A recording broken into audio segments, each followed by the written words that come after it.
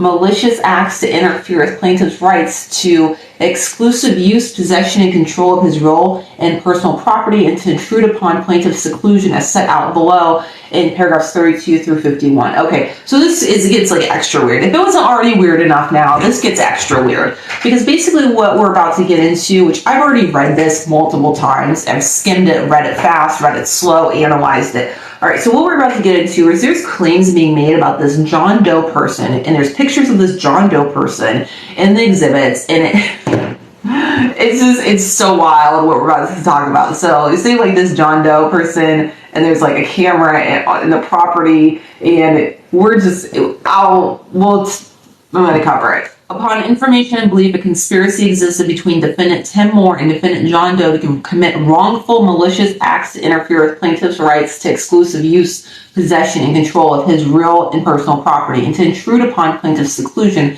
as set out below in paragraphs 32 through 51. Upon information and belief, defendant Tim Moore and defendant John Doe had an agreement to engage in unlawful actions.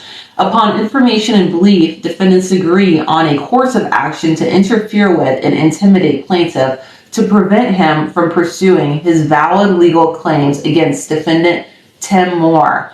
So this is the part where he's basically saying there's a conspiracy from the House Speaker and this unnamed man who's in this exhibit picture at the end of this, which I'm not even going to show, of this John Doe person, and that it was basically like a conspiracy to keep him from bringing forth these kinds of allegations in a public forum through a lawsuit. That is my understanding. Again, not a lawyer, not been to law school, but after reading this multiple times, looking at the newscast, that is my takeaway here.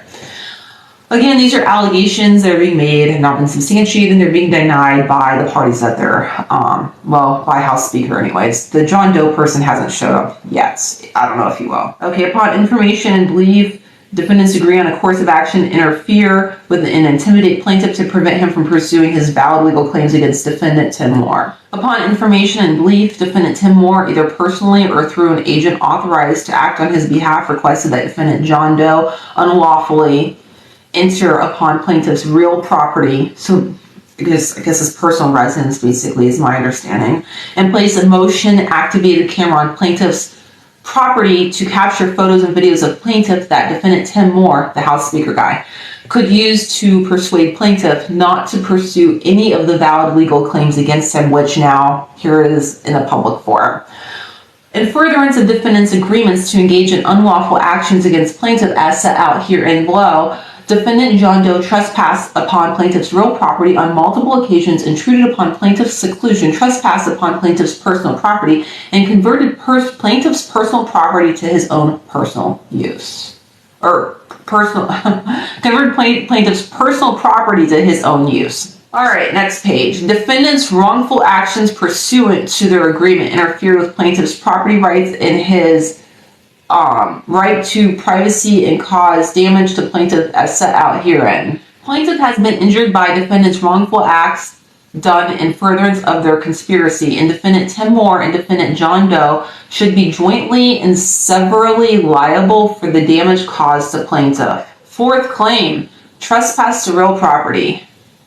Paragraphs 1 through 31 above are hereby re-alleged and incorporated by reference as if fully set forth herein. At all times since January 11th, 2023, plaintiff has resided, I redacted the personal address of this person, a home that plaintiff formerly shared with Mrs. Lassiter. As the sole occupant of, redacted, since January 11th, 2023, plaintiff has been entitled to exclusive possession, use, and control of this property. Plaintiff has, and at all relevant times, has had either actual or constructive possession of redacted personal information. On multiple occasions, defendant John Doe made unlawful and unauthorized entries upon the property located at redacted, including but not limited to the following. At approximately 3:18 a.m., June 1st, 2023, so this is really recent, this allegation is being made. That was like literally this month. At approximately 3:18 a.m. on June 1st, 2023, defendant John Doe unlawfully and without authorization entered upon the property to surreptitiously install a motion-activated camera to capture photos and video recordings of plaintiff without plaintiff's consent. Defendant John Doe installed the camera on a tree in plaintiff's yard at an angle facing plaintiff's house so that it could, upon information and belief, capture photos and video recordings of events inside and outside plaintiff's home. On June 4th, 2023, also very recent allegation being made here, defendant John Doe unlawfully and without authorization entered upon the property, went onto plaintiff's porch, and looked around plaintiff's home without plaintiff's consent. Man, this is starting to sound like a Lifetime movie. It really is. They could make a movie about this. This is wild. At approximately 3:15 a.m. on June 7th, 2023, also this month, this recent allegation, defendant John Doe unlawfully and without authorization entered upon the property to retrieve the camera that he had installed on the property on June 1st, 2023. When plaintiff discovered the camera on his property and saw defendant John Doe installing it on his security camera footage, plaintiff replaced the camera installed by John Doe with a similar one of his own, plaintiff's camera, which was motion activated and connected to plaintiff's wireless network such that it would capture photos and video recordings and save them to cloud storage.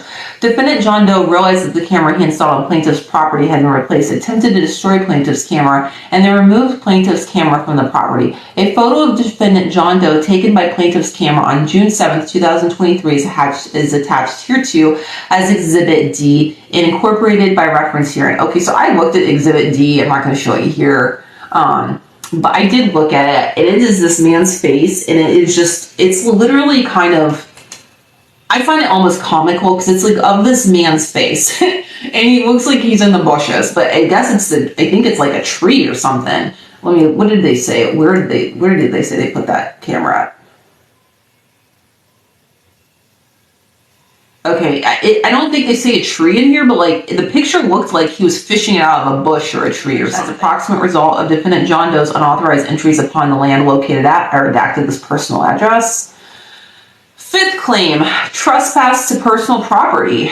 Paragraphs 1 through 37 above are hereby realleged and incorporated by reference as if fully set forth herein. Plaintiff has, and at all times has had, actual or constructive possession of plaintiff's camera. Without justification, authority, or lawful excuse, defendant John Doe interfered with plaintiff's right to possession of plaintiff's camera. Plaintiff has attempted through the Cary Police Department to regain actual possession of plaintiff's camera. Plaintiff has been damaged by defendant John Doe's trespass to his personal property. Sixth claim, conversion. Paragraphs 1 through 42 above are hereby realleged and incorporated by reference as if fully set forth herein. At the time defendant John Doe came into actual possession of plaintiff's camera, plaintiff was the lawful owner of this property and was entitled to immediate possession of the property. Defendant John Doe converted plaintiff's camera to his own use. Defendant John Doe has excluded plaintiff from exercising his rights of ownership over his property and has either retained, destroyed, or disposed of plaintiff's personal property without authorization. Plaintiff has been damaged by defendant John Doe's conversion of his personal property. Paragraph's seventh claim, intrusion upon seclusion. Paragraphs 1 through 46 above are hereby realleged and incorporated by reference as if fully set forth herein. Upon information and belief, the motion activated camera installed by defendant John Doe at, I redacted the personal residence, on June 1st, 2023, was intended to capture photo and video recordings of plaintiff. Because the camera was installed on plaintiff's property, it was intended to capture photos and videos of private activities of plaintiff that would not be visible by the naked eye of an individual viewing plaintiff's property from a public area. Defendant John Doe's unauthorized attempts to capture photos and videos of plaintiff's private activities is a highly offensive invasion of plaintiff's privacy. Defendant John Doe's unauthorized attempts to capture photos and videos of plaintiff's private activities is